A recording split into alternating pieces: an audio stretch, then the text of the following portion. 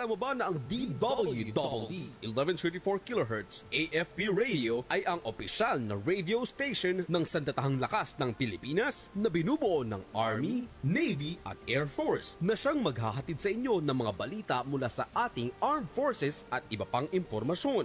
Mga katropa, hanapin at ilike kami sa Facebook, Twitter at YouTube. DWDD AFP Radio, ang boses ng Kawal Pilipino.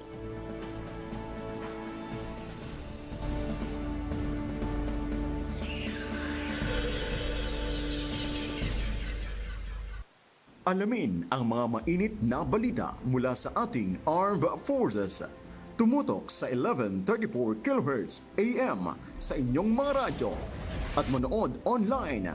I-like at i-share ang AFP Radio DWDD Facebook page. Ito ang DWDD Armed Forces Radio, ang boses ng Kawal Pilipino. Mga katropa, para lagi kang updated sa inyong sandatahang lakas ng Pilipinas, siguraduhin naka-like at follow ka sa AFP Radio DWDD Facebook page at naka-tune in sa 1134 kHz AFP DWDD. Panoorin ang weekly documentary program ng AFP Radio na Ang Inyong Kawal, Sabado alas 8 ng gabi. Simulcast po ito sa Inyong Kawal Facebook at YouTube channel. And keep up the good work sa team. Ayan, Media and Civil Affairs Group, CRS-AFP, maraming salamat po sa inyo. Kayo ay nakatutok sa DWDD AFP Radio. Kami po ay kasapi ng KBP, kapisanan ng mga broadcaster ng Pilipinas. Ito ang DWDD 1134 kHz AM. Balita, impormasyon at musika. Ito ang DWDD AFP Radio, boses ng Kawal Pilipino.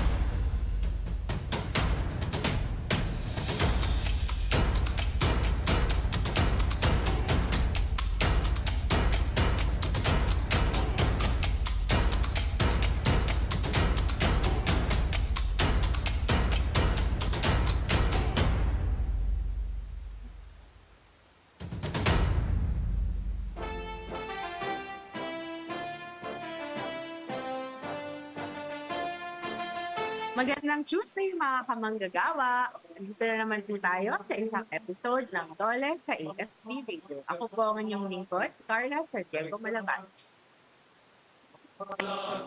Ako naman po si Tim Laderas.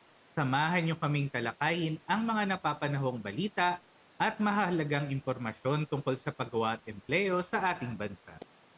Shoutout muna natin, Sir Tim, ang ating mga manggagawang tagapakinig ng Armed Forces Radio Channel, DWDD 1134 kHz. Pati na rin yung mga nakatutok sa ating mga Facebook live streams via the Department of Labor and Employment at AFP Radio, DWDD, official Facebook pages. I-like, mag-comment at huwag niyo kalimutang i-share ang ating episode para mas marami pang kamanggagawa at namumuhunan ang maabot ng ating programa.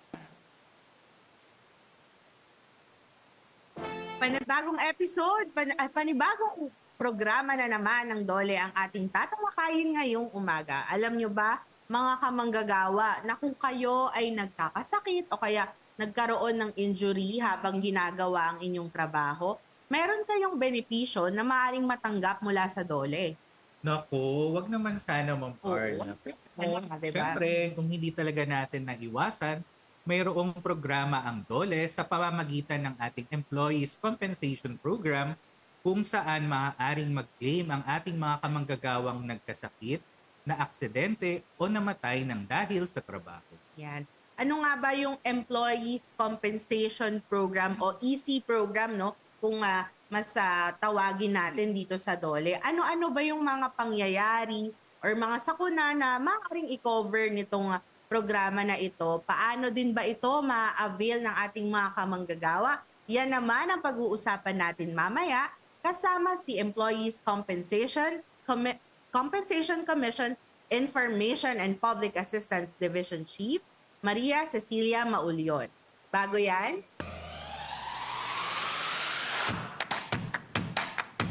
good news muna tayo. Higit 30 entrepreneur sa lalawigan ng Quirino na biyayaan ng tulong pangkabuhayan ng DOLE. Namigay ang Department of Labor and Employment sa lalawigan ng Quirino ng mga livelihood starter kit na nagkakahalaga ng humigit kumulang 800,000 pesos sa 37 entrepreneur o mga driver at manggagawang apektado ng Public Utility Vehicle Modernization Program kamakailan.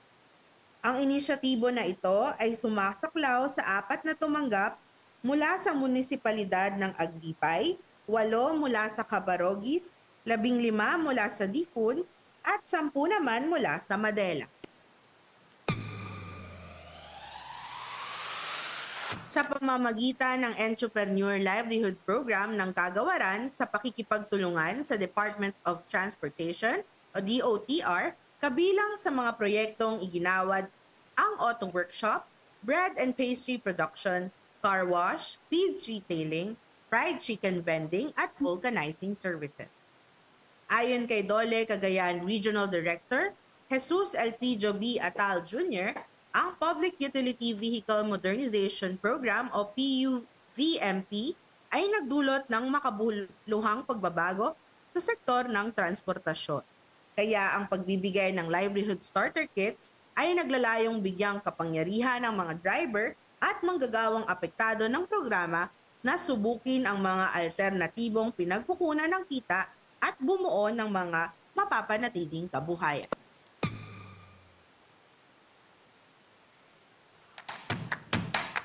Sa ilalim ng Entrepreneur Program, bibigyan ng DOLE ang mga jeepney driver at manggagawa ng 30,000 pesos na halaga ng NegoCard.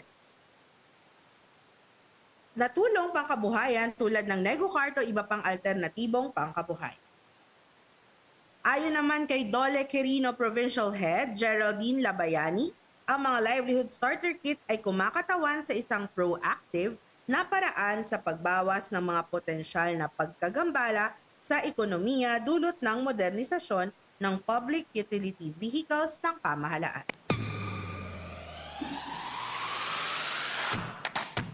Sa pamamagitan ng pagbibigay ng kagamitan sa mga driver upang makisali sa mga alternatibong aktibidad na nakakapagbigay ng kita, hangad ng DOLE na mabawasan ang hindi magandang epekto ng transition period at bigyang kapangyarihan ng mga driver at iba pang manggagawang apektado ng modernization program upang masiguro ang kanilang katatagang pangpinansya.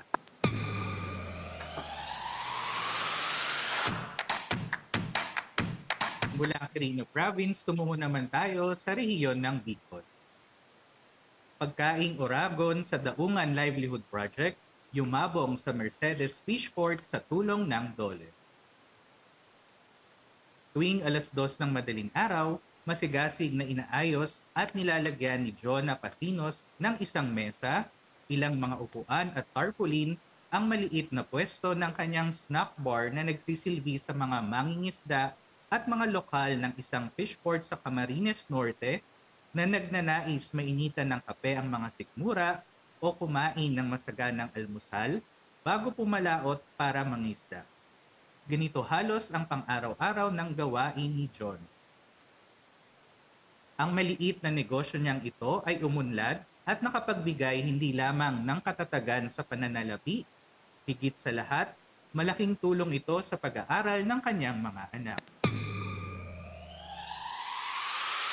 Kamakailan ay buong pagmamalaking tumayo si Jonah sa harap ng kanyang pinahusay at masiglang NegoCart mula sa Department of Labor and Employment Bicol sa harap ng Mercedes Fishport sa Mercedes, Camarines Norte. Labis ang kasiyahan ni Jonah sa NegoCart na ipinagkaloob ng Dole Bicol sa kanya na may dagdag na mga kagamitan para sa paggawa ng kape at iba pang kakanin. Ayon sa kanya, bukod sa kaaya-ayang tignan ang NegoCart, hindi na rin umano siya mag-aalalang mabasa sakali mang bumuhos ang ulan.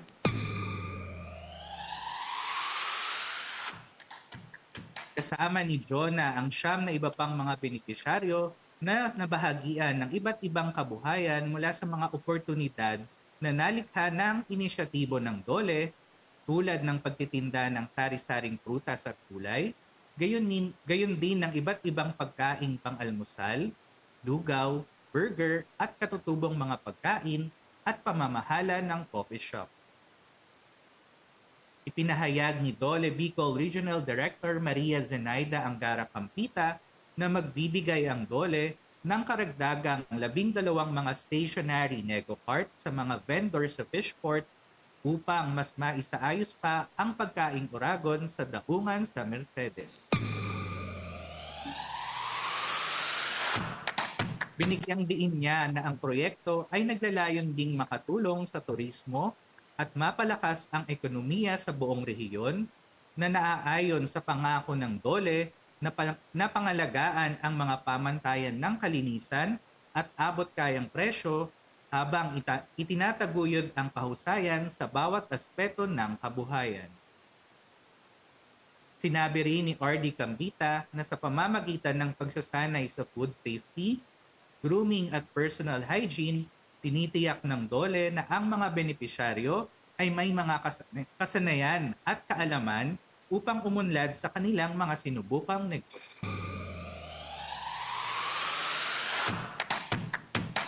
Dagdag pa niya na ang patuloy na pagsuporta at pagbibigay ng karagdagang tulong ng Dole ay nagpapahiwatig ng katapatan nito sa layuning umunlad at mapanatili ang proyekto ng mas mahabang panahon. Ayon naman kay Camarines Norte Provincial Head Cheryl Mosatalia, malayo ang mararating ng bawat NegoCart na ipinamahagi sa mga benepisyaryo kung sasamahan nila ito ng malasakit, sipag at galing sa pamamahali.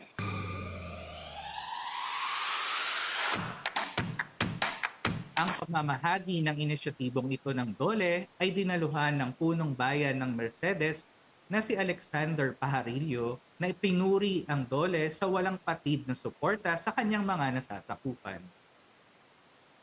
Ang pagkaing Oragon sa Daungan Livelihood Project ay hindi lamang tungkol sa pamamahagi ng mga NegoCart, kundi ito ay isang komprehensibong inisyatibo na naglalayong gawing malinis, ligtas, at madaling ma-access na kasanayan sa pagluluto ng mga street food vendor.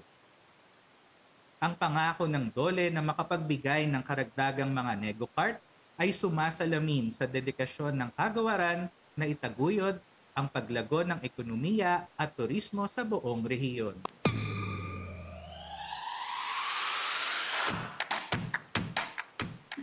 At yan po mga kamanggagawa ang ating good news na tampok ngayong umaga. Susunod na po ang ating panayam kay Employees Compensation Commission Information and Public Assistance Division Chief Maria Cecilia Maulyon ukol sa EC program. Mamaya po yan pagkatapos ng ilang mga paalala. Oras natin, 17 minuto makalipas ang alas 11 ng umaga. Alamin ang mga mainit na balita mula sa ating Armed Forces. Tumutok sa 1134 kHz AM sa inyong mga radyo. At manood online. I-like at i-share ang AFP Radio DWWD Facebook page. Ito ang DWWD Armed Forces Radio, ang boses ng Kawal Pilipino. What is a soldier? You see them in the news. You see them in video games, in TV, movies, the internet. We see the action, amazed at the equipment, in awe of the skills. But what is a soldier? What lies behind the guns, the bullets, the gear? An ordinary human being, just like you. An ordinary person that will become the country's best, the country's brightest, the country's heart and soul. A nation's servant whose honor is to serve the Filipino people. A protector whose duty is to lead in times of trouble. A noble warrior that has chosen to push themselves to being the best that they can be. An ordinary Filipino, just like you. That has chosen to serve, lead, and whose extraordinary actions can inspire a nation. What is a soldier of the Philippine Army? An ordinary Filipino called to do extraordinary things. A human being with heart and soul. A warrior with a noble code. A protector of our freedoms. A Filipino hero. And you could be one too. A soldier of the Philippine Army. Serve, lead, inspire. Find your calling here. Join the Philippine Army today. Serving the people. Securing the land.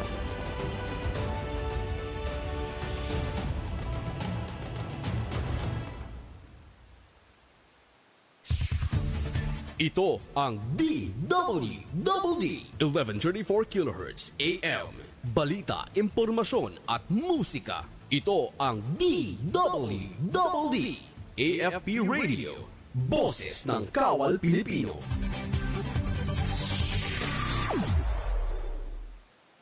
Hola, kay Sisi. Aba, mukhang focus na focus ka sa trabaho ah. Hinay-hinay lang at baka magkasakit ka niyan. Hindi natin maiiwasan na galingan sa trabaho, lalo pa sa ating mga Pinoy, likas na masisipag. Basta tandaan mo na kami rito sa ECC, laging handang umagapay at sumuporta sa'yo sa oras na kinakailangan mo. Hep hep, sino o ano nga ba si ECC?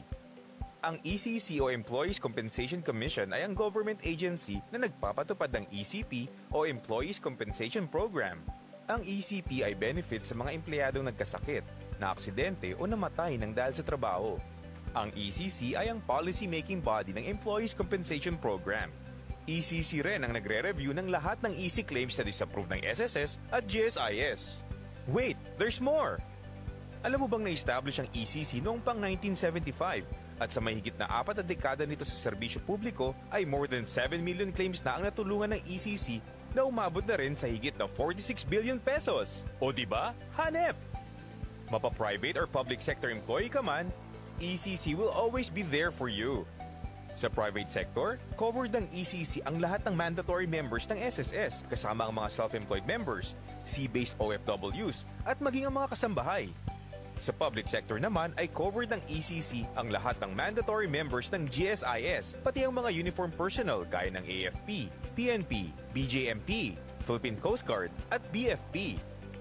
But don't get confused ha, iba ang mga EC benefits sa mga benefits na ibinibigay ng SSS at GSIS. Ang pinagkaiba ng ECC sa ibang social security institutions ay employer lamang ang nagko-contribute para sa EC premium contribution. Ibig sabihin, hindi ito kinakalta sa sweldo mo at wala ito sa payslip mo. Employer mo mismo ang nagbabayad ng iyong EC premium contributions. Sa madaling salita, sagot ka ng boss mo. Sa private sector, 10 pesos per month ang contribution ng iyong employer kapag 14,749 pesos pababa ang sweldo. 30 pesos per month naman ang contribution ng iyong employer kapag 14,750 pesos pang sweldo o higit pa kada buwan. Para naman sa mga government workers, 100 pesos per month ang contribution ng iyong opisina regardless kung magkano ang sahod mo. By the way, meron ding double recovery of benefits para sa mga private sector employees. Ibig sabihin, pwede mong isabay i-claim ang EC at SSS benefits mo basta work-connected ang nangyari sa'yo. Double ang compensation. Can earn. Ang kabog pa dito sa Employees Compensation Program, sa unang araw mo pa lang sa trabaho ay covered ka na. Hindi rin kinakailangan na ubos ang sick leave credits bago makapag-claim. O di ba? Protektodo ka talaga sa ECC. For more information, visit www.ecc.gov.ph. Always remember, kahit may ECC, lagi ka pa rin mag-iingat ha? Doble kayod so you can flex something in the future. Okay lang yan. Basta ingat lang tayo parati ha. At lagi nating tandaan na may ECC na handang umagapay sa'yo. Wait, sino nga ba si ECC? Ang ECC o Employees Compensation Commission ay ang government agency na nagpapatupad ng ECP o Employees Compensation Program. Ang ECP ay benefits sa mga empleyadong nagkasakit, na-aksidente o namatay dahil sa trabaho. Pero bes, huwag kang malilito. Ang ECC ay hindi pareho sa SSS at GSIS. To make it simple, ang ECC ay kahanay ng SSS, GSIS, Pag-ibig at PhilHealth at isa ring social security institution ng gobyerno. Ang ECC ang gumagawa ng mga policies and guidelines tungkol sa Employees Compensation Program. ECC rin ang nagre-review ng lahat ng Employees Compensation claims na disapproved ng SSS at GSIS. ECC was established in 1975 at sa loob ng mahigit na 4 decades, more than 6 million claims na ang natulungan ng ECC na umaabot na rin sa halagang 39 billion pesos. Noise, di ba? Kung private employee ka, pwede kang sabay mag-claim ng EC at SSS benefits. Double recovery of benefits. Double ang compensation.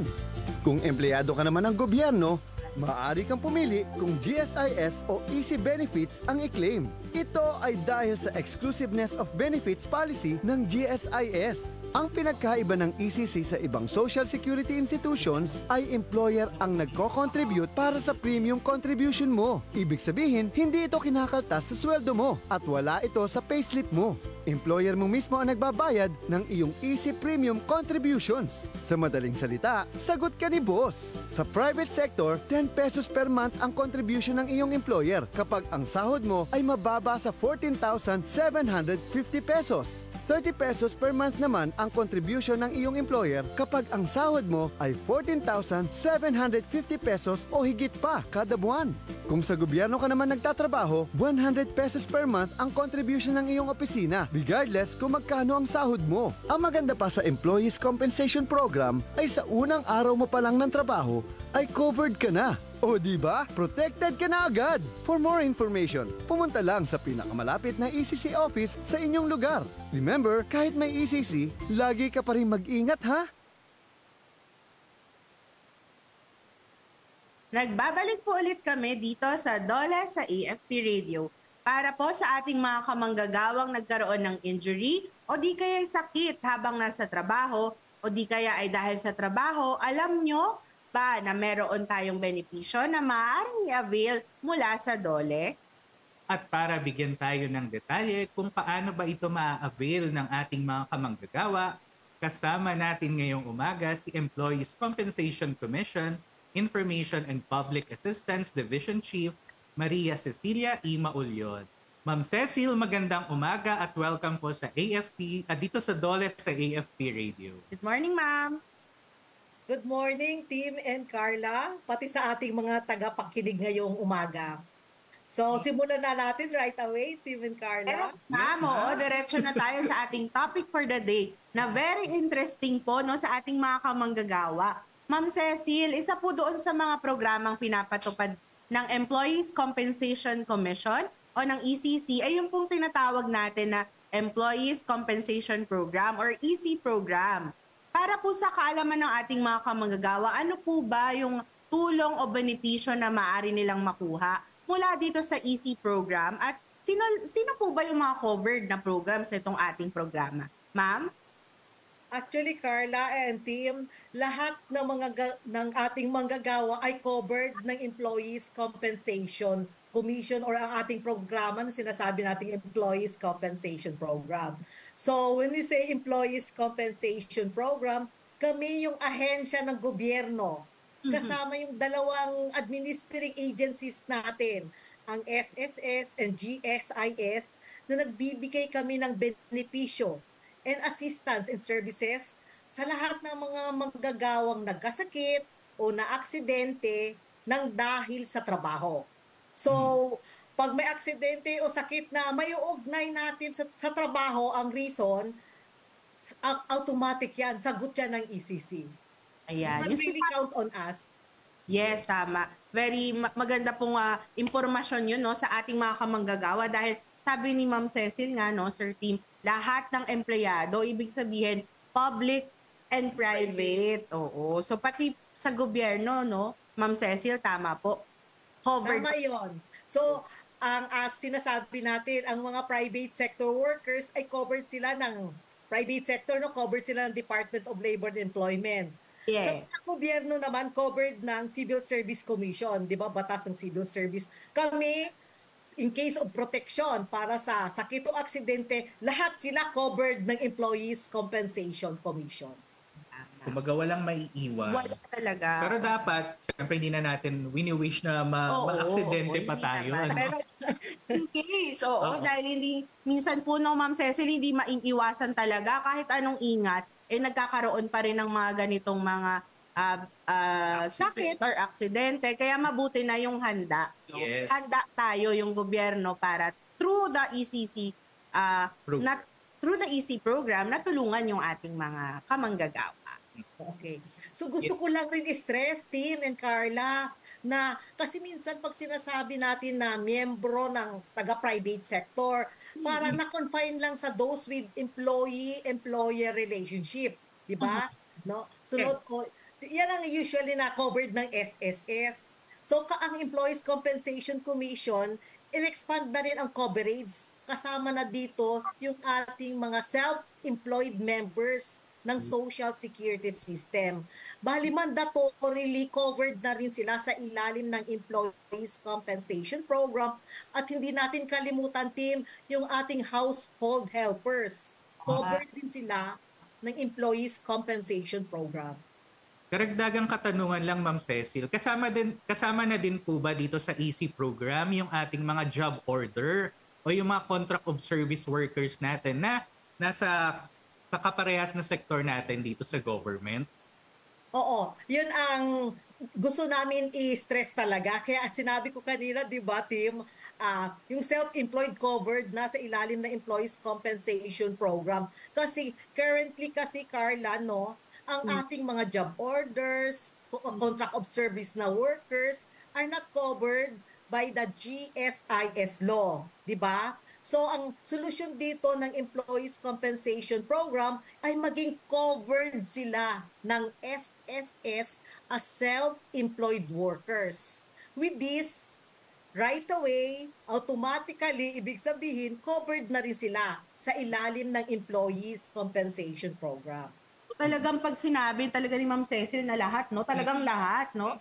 Kasama sa private or sa public. Ito, Ma'am Cecil, napakaganda, no, nung ating benepisyo na maaaring makuha ng lahat ng manggagawa dito sa ECC. Pero ang tanong po ba, sa ating mga kamanggagawa, magkano po ba? May babayaran po ba ang ating mga kamanggagawa para maging eligible sila sa EC program at magkaroon din ng monthly contribution kung meron man? Carla, ito yung kaibahan ng ECC sa GSIS kasi sa SSS. Kasi sa GSIS and SSS, may kaakibat na contribution tayo bilang manggagawa, di ba? Pero sa ilalim ng Employees Compensation Program, ang naguhulog lang dito ay ang ating mga employer because ito ay ang sinasabi natin employer-based contribution. So, kahit na sa household helpers, sa self-employed workers, automatic both ang babayaran tayo. Ang ECC naguhulog sa akin ng 100 pesos per month sa ilalim ng Employees Compensation Program. Sa GSIS naman, may portion ng ating employer, ang ECC, at the same time, ako may portion din. No? Ganyan ka rin, Tim. No? Ang DOLE, may portion sa ibinabayaran. Ikaw may bayad ka rin sa GSIS. Diba? Pero sa ECC covered ka dahil ang Department of Labor and Employment naguhulog sa'yo 100 pesos for you every month. Yun. So walang babayaran at all. Hindi mo to makikita sa payslip mo. Oo, dahil usually wala talaga sa payslip na lumalabas yung EC program dahil ito ay employer-based na compensation. Ayan. Yes.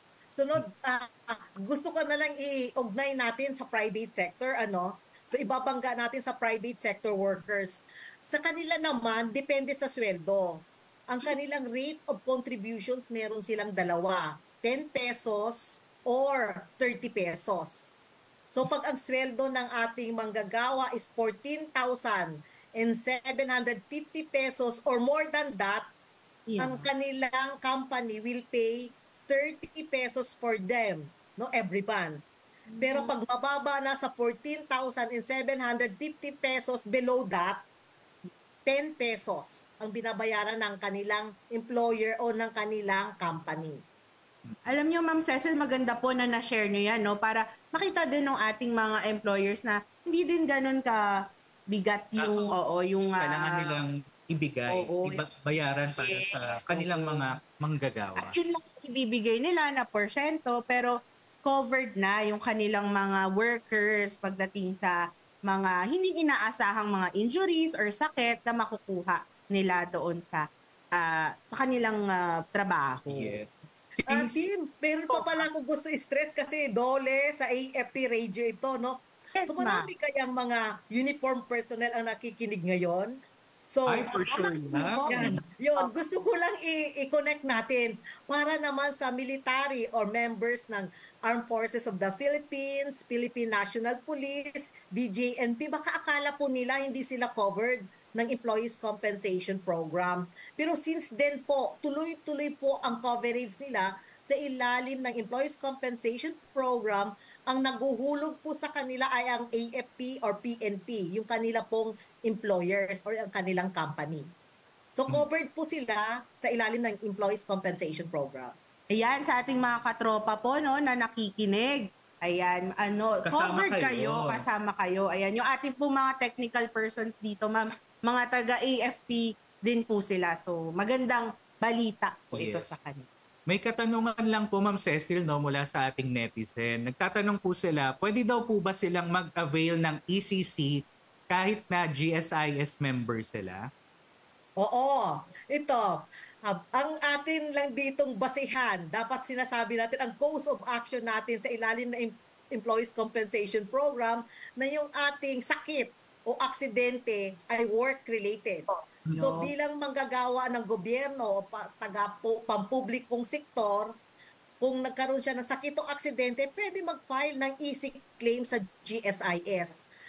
Meron lang tayong provision sa GSIS law na exclusivity o benefit. Ibig sabihin, mamimili ka lang kung GSIS benefit ang kukunin mo or Employees Compensation Program benefit.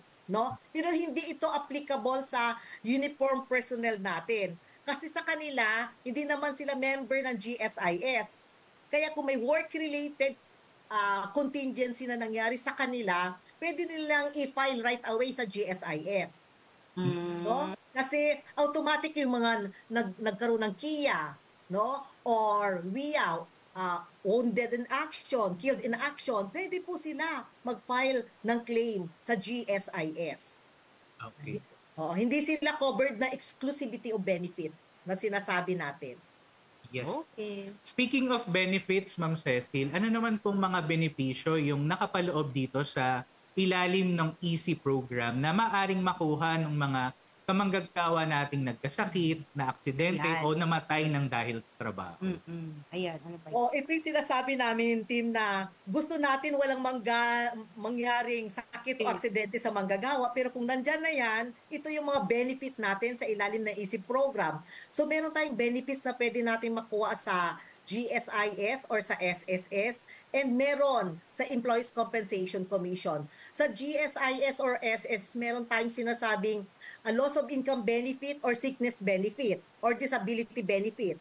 Meron din tayong medical reimbursement. Meron din tayong funeral benefit and death benefit.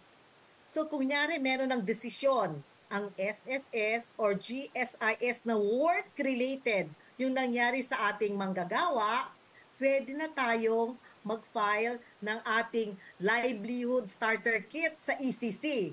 Another ito. Ang worth dito, team ha, 20,000 pesos na livelihood starter kit.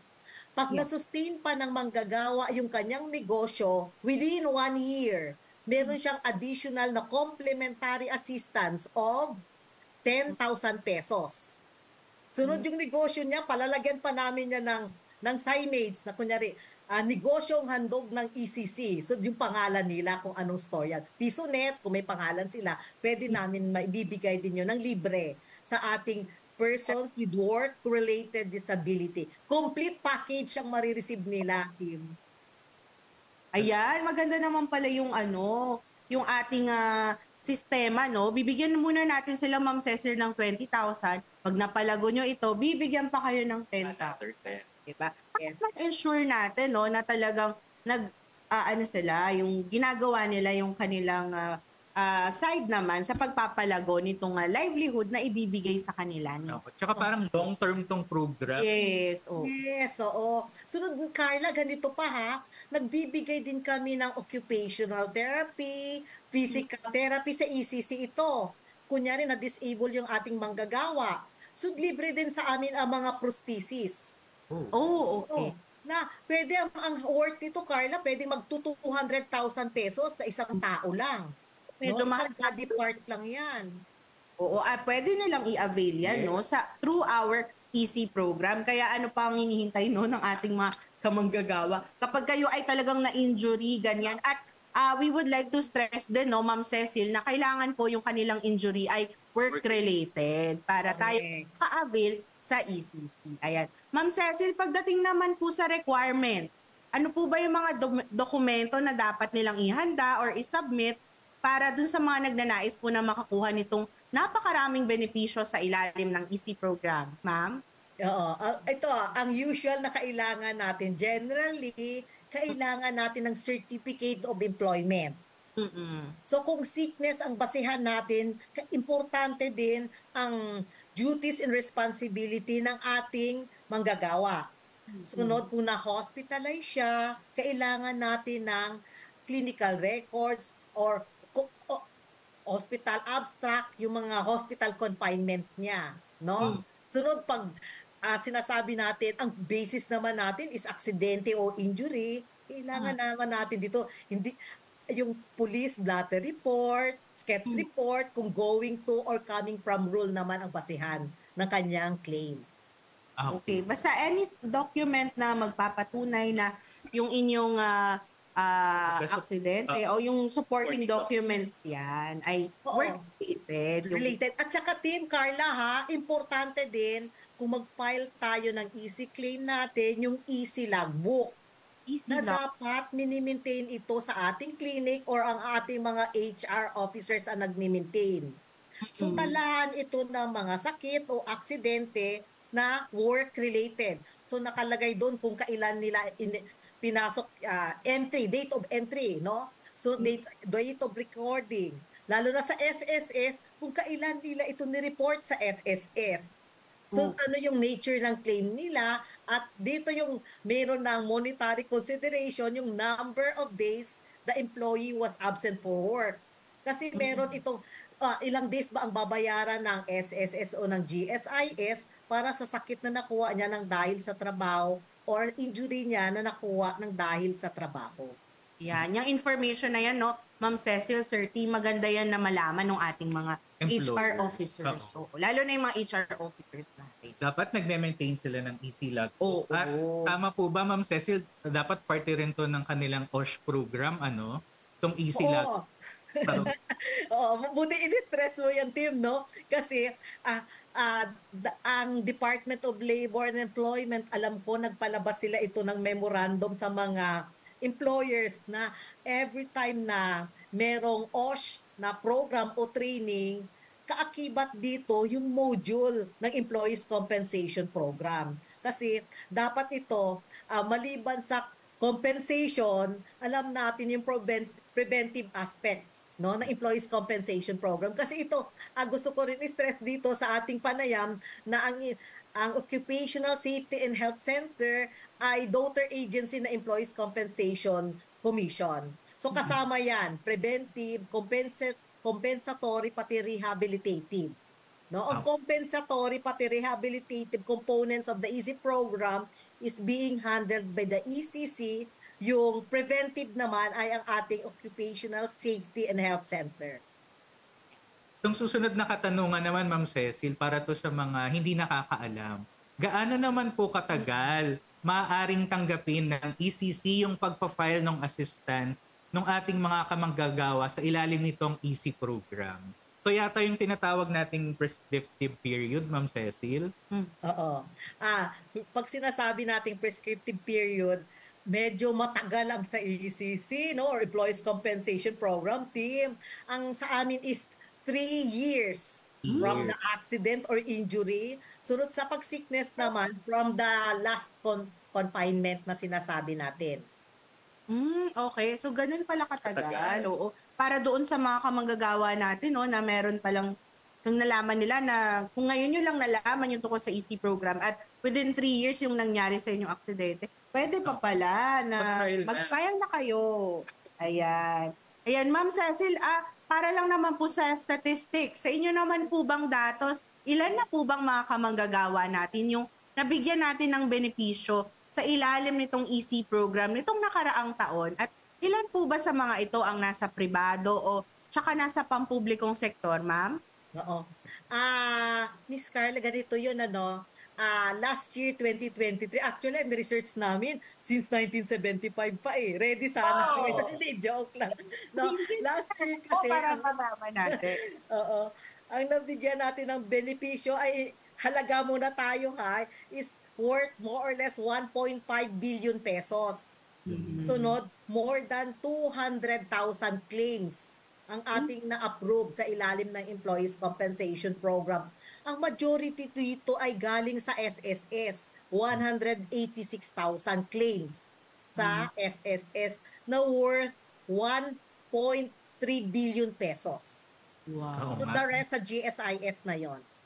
Ayan. So yung SSS na yun, ibig sabihin ito yung mga sa private sector employees, self-employed na mga employees natin.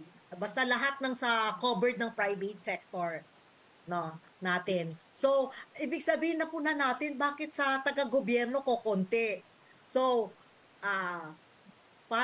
i-connect natin sa ating programa, baka kasi yung ating mga members ng Armed Forces of the Philippines hindi pa nakapag-file ng claim, may alam sila, no, na pwedeng nagkaroon ng KIA o WIA. Pwede silang lumapit sa GSIS at mag-file sila ng Employees Compensation Claim doon. Sunod, ito na lang ang tip namin. Once approved na po sa GSIS ang kanilang Employees Compensation Claim, pwede po silang mapumunta sa Employees Compensation Commission para mag-apply ng cash assistance.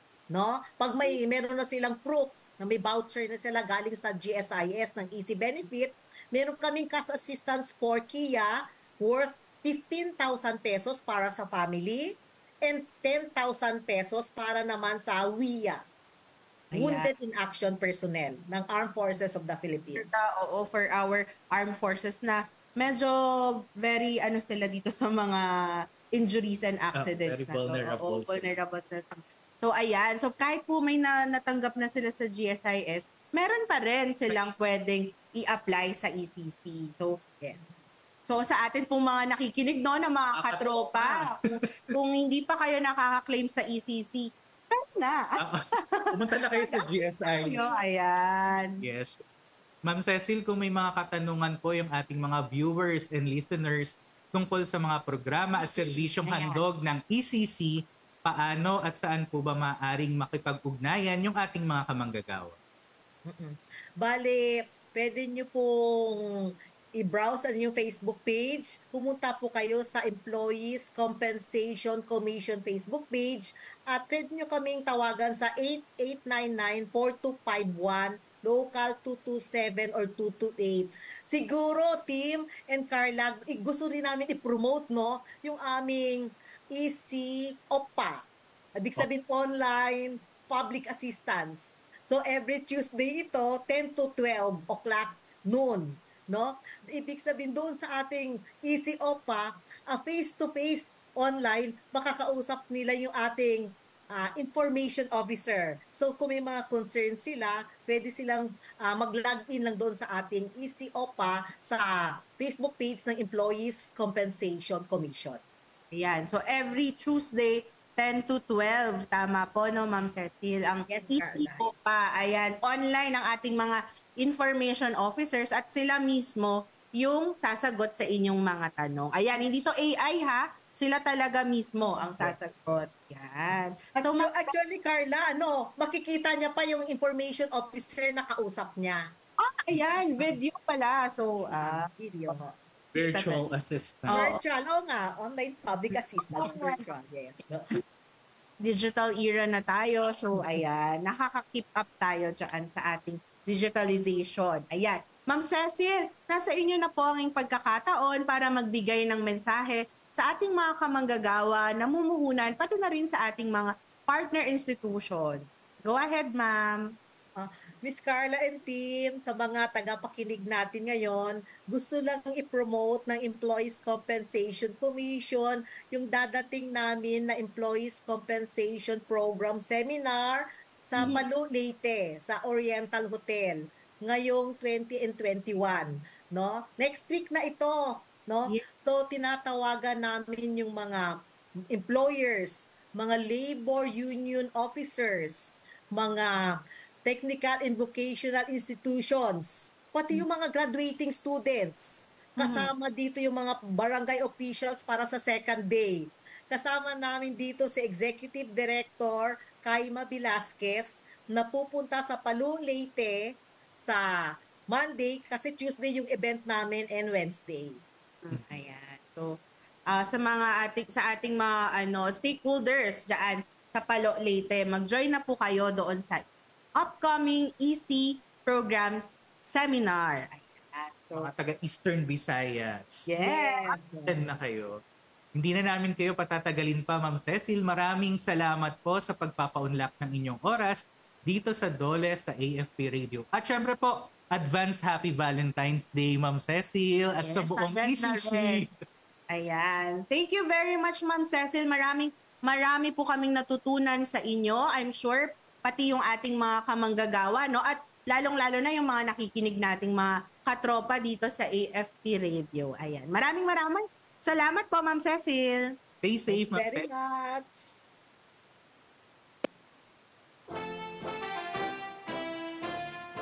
At narinig po ninyo mga kamanggagawa si Ma'am Cecilia E. Maulyon ng Employees Compensation Commission. Maaari po kayong makipag-ugnayan sa ECC sa pamamagitan ng kanilang mga hotlines na matatagpuan sa kanilang website www.ecc.gov.ph. I-follow na rin ang kanilang Facebook page. I-type nyo lamang ang Employees Compensation Commission sa inyong search bars. Ayan. Kahit ECC lang, actually 13 lumalabas na yun. So, ECC lang ang kailangan nyo i-type sa inyong search bars. Ayan. Para sa inyong labor-related naman na mga tanong o kaya kung may nais kayong malaman pa or ireklamo, bukas din po 24/7 ang aming Dole Hotline 1349. I-dial nyo lang po yan sa inyong mga telepono. Maaari din po kayong tumawag sa aming Dole Mobile Hotline number 0931-066-2573. Lunes hanggang Biyernes, alas 8 ng umaga hanggang alas 5 ng hapon. Maaari din po kayong mag-send ng email sa hotline 1349 at dole.gov.ph o kaya ay mag-direct message sa aming Facebook page para sa inyong mga labor and employment concerns. Siyempre, hanapin nyo lamang ang official at verified Facebook page ng Department of Labor and Employment. Habang nandiyan kayo, i-like nyo na rin po ang ating Facebook page at mag-subscribe na rin sa ating YouTube channel para naman lagi kayong updated sa mga balita at programang hatid ng Dole para sa inyo.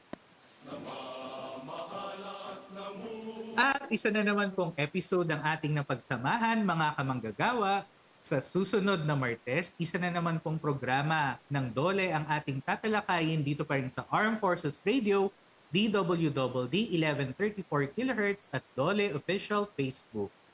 Sa ngalan ng aming mga kasamahan sa DOLE Information and Publication Service at sa tulong ng ating mga katropa sa Armed Forces of the Philippines Radio, ako po muli si Team Laderas. Ako naman po, Carla San Diego Malabanan. Tutok lang po kayo ulit sa susunod na Martes, ayan, para sa susunod na episode at ang ating programa para sa iba pang mga serbisyong hatid ng DOLE sa bawat manggagawang Pilipino. Dito lamang yan sa DOLE sa AFP Radio. Oras po natin, 11:53 a.m.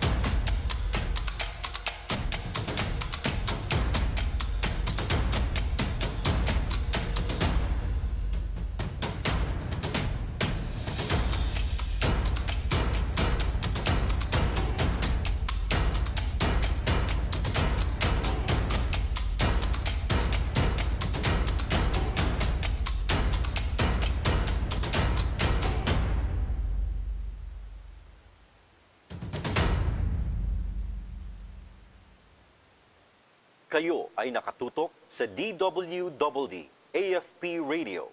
Kami po ay kasapi ng KBP, Kapisanan ng mga Broadcaster ng Pilipinas.